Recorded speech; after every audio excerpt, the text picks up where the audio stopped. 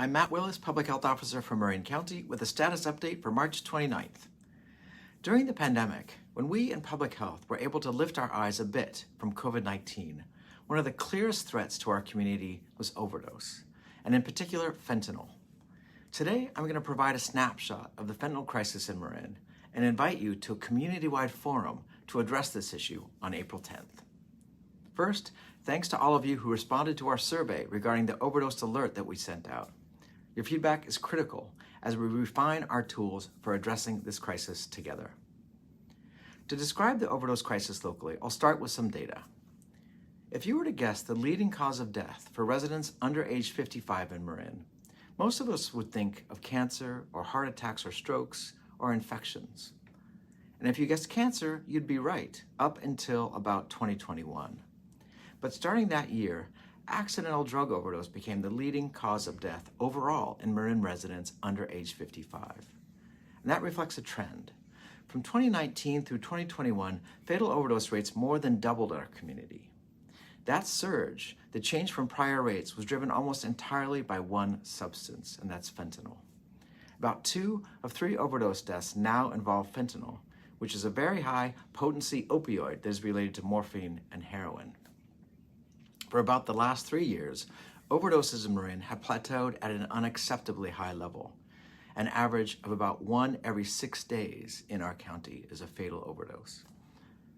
Like COVID-19, this is a complex problem, and it can feel overwhelming for any one sector or agency to tackle, just as it can feel like too much for any one family to manage when trying to help someone who is at risk or who are grieving for a lost loved one. This is a good time to recognize where to apply some of the lessons we learned over the past 4 years in our shared pandemic response. One is in our data systems. In the pandemic, we built systems to track cases, hospitalizations, and deaths to keep our community informed and guide our strategies. Marin Public Health is working on similar overdose monitoring systems. We track every overdose in our 911 call system, and we're working with the coroner and hospitals to track every substance involved in fatal overdoses.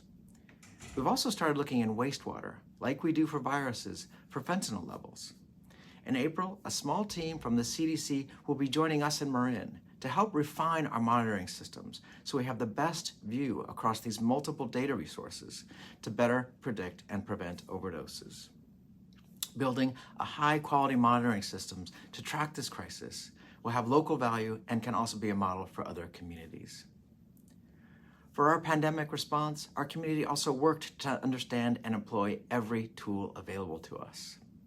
We optimized vaccines and testing and masks and other personal measures. We need to see that we also have effective tools to reverse the fentanyl crisis. We have Narcan, the nasal spray that can immediately reverse an overdose to opioids. We have fentanyl test strips that can let someone know if the drugs they're using is contaminated with fentanyl before they use them.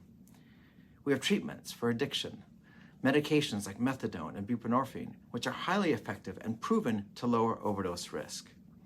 And maybe most importantly, we have the ability to raise awareness, to educate ourselves and learn together to better understand risk and avoid overdose. Our goal is always to create conditions for people to make healthy decisions and have access to the tools that save lives. And we're not there yet.